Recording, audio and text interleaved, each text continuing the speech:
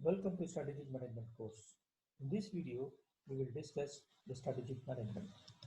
Strategic management is the strategic use of business resources by setting up objectives after analyzing the environment, evaluating the alternative strategies, deciding on an alternative, and ensuring that it is rolled out across the organization.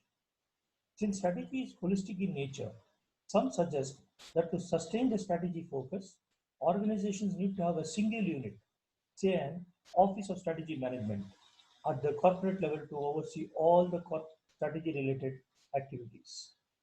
Strategic management is depicted here in a strategic management model, which consists of four phases: environmental scanning, strategy formulation, strategy implementation, and evaluation and control.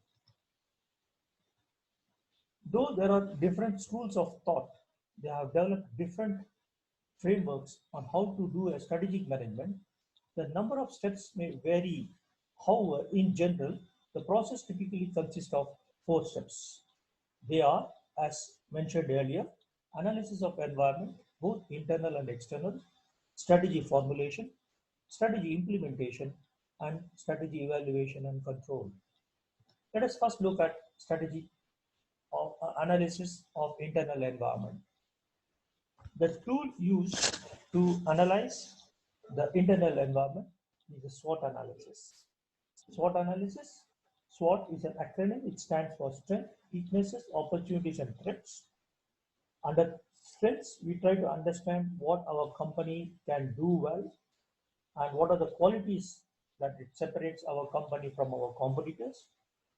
Weaknesses, we see the things where our company lacks, where competitors do better than us. Opportunities are unserved, underserved markets for specific products, and threats are the emerging competitors.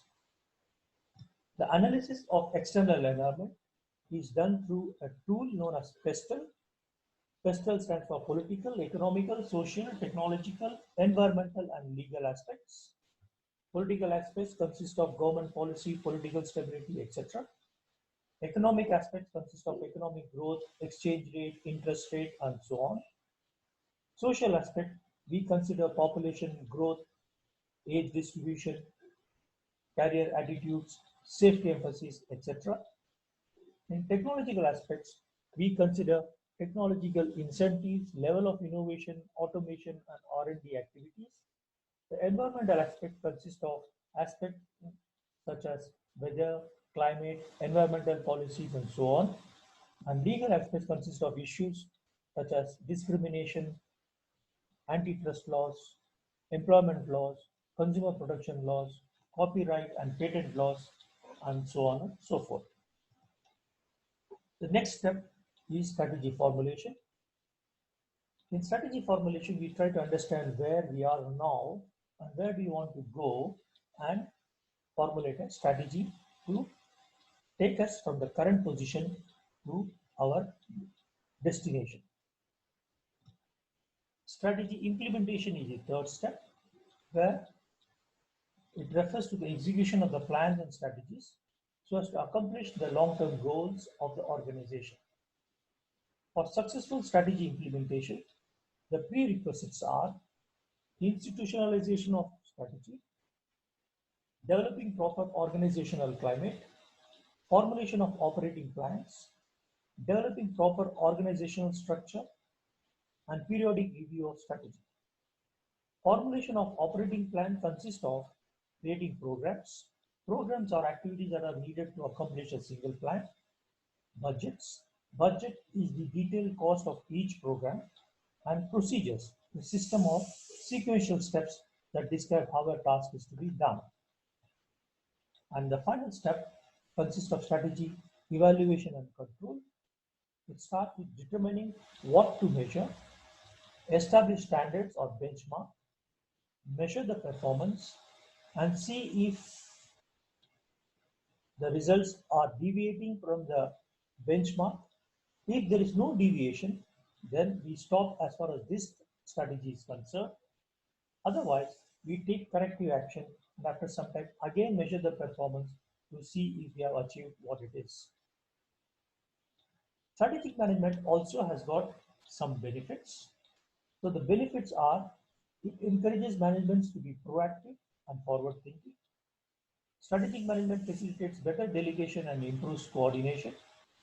Strategic management allows for identification, prioritization, and exploitation of opportunities. It provides an objective view of management problems and assists in formulating realistic and effective plans.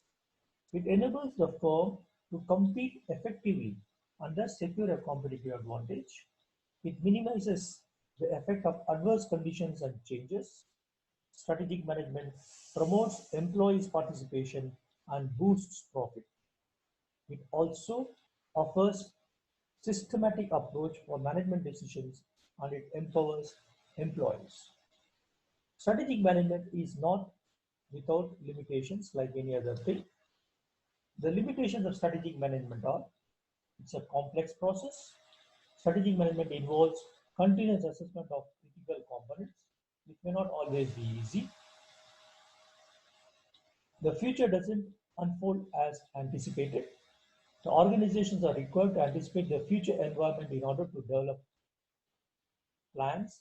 As we all know, predicting the future is not easy. It can be expensive. We might need specialists, strategists who are all charging high fees. Strategic management also impedes flexibility because strategic management process it will result in organizations saying no to some of the opportunities that may be available. And five, strategic management is time consuming. Managers spend a great deal of time preparing, researching, and communicating the strategic management process, which may impede day-to-day operations. So that is about strategic management. Thank you.